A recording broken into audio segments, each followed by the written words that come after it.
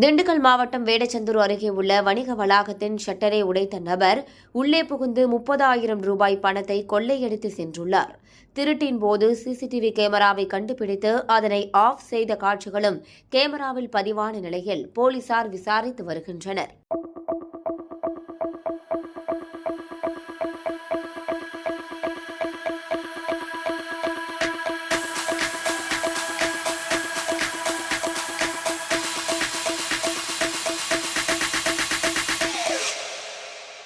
Tip, tip, tip, tip, tip.